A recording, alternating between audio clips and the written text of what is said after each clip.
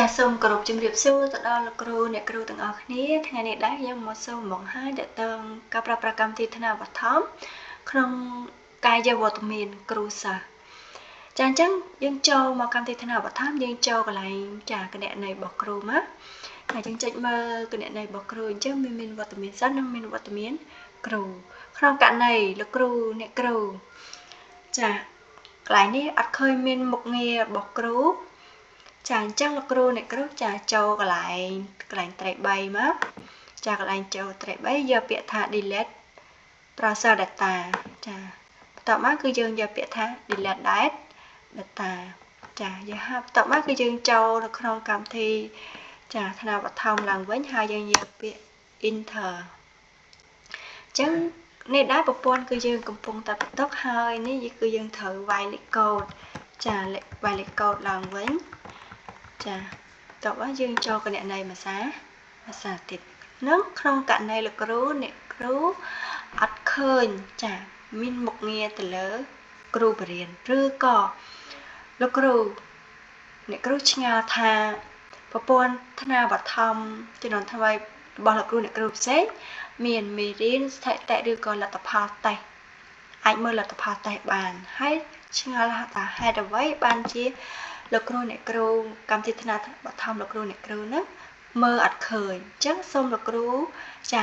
អ្នកគ្រូទាំងអស់គ្នាចាយើងចូលមុខងារហ្នឹងដើម្បី delete browser data យើងចូលឡើងវាប្រេះឡើងវិញទៅអញ្ចឹងយើងអាចមើលចាឃើញទៅលើលទ្ធផលតែប្រឡងឬក៏មេរៀនថ្មីដែរกับខាងនាយកដ្ឋានគាត់ដាក់បញ្ចូលតាមក្រោយគឺលោកគ្រូអ្នកគ្រូមើលឃើញទាំងអស់ចានេះខ្ញុំមកសូមបង្ហាញទៅតាមការយកវត្តមានចាតាមរបៀបទី1អញ្ចឹងលោកគ្រូអ្នកគ្រូចូលមកគណនីមកអញ្ចឹងចូលបានន័យថាយកវត្តមានសិស្ស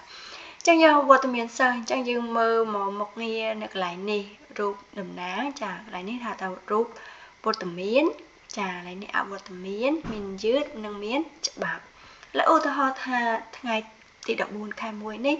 មានកូនសិស្សម្នាក់គាត់បានន័យថាគាត់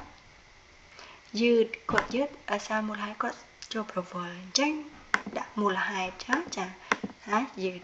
អញ្ចឹងពណ៌បៃតងនេះបានន័យថាសត្វតាសិស្សមានវត្តមាននៅក្នុងថ្នាក់អញ្ចឹងបន្ទាប់ពីលោកគ្រូអ្នកគ្រូយកហើយអញ្ចឹងលោកគ្រូ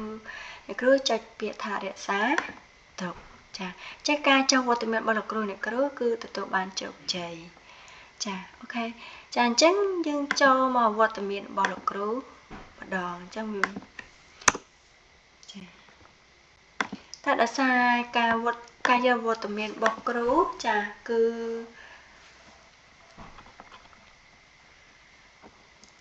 ខាងអ្នករៀបចំកម្មវិធីចាគាត់អត់ទាន់បានដាក់បញ្ចូលប៉ុន្តែលោកគ្រូអ្នកគ្រូអាចទៅយកវត្តមានរបស់ខ្លួនឯងតាមរយៈថ្នាលគ្រប់គ្រងសាលារៀនបានអញ្ចឹងចាំជួបគ្នានៅវីដេអូក្រោយទៀតខ្ញុំបង្ហាញទៅតាមការយកវត្តមានតាមថ្នាលសាលារៀនចាសូមអរគុណ